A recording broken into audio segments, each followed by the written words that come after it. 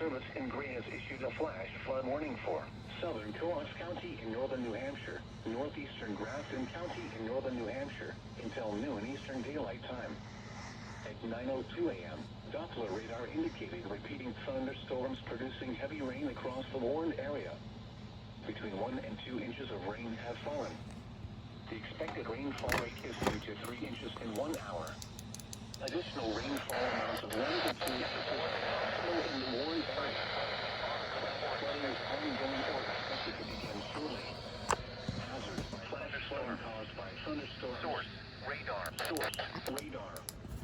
Impact: flash flooding of small creeks and streams, urban areas, highways, streets, and underpasses, as well as other poor drainage and low-lying areas. Some locations that will experience flash flooding include Berlin, Littleton, Lancaster, Bethlehem, Lincoln, Haverhill, Franconia, Piermont, Carroll, and Gorham.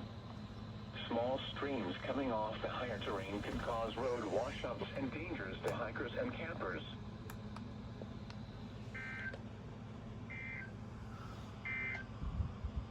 This is NOAA Weather Radio Station WNG 575.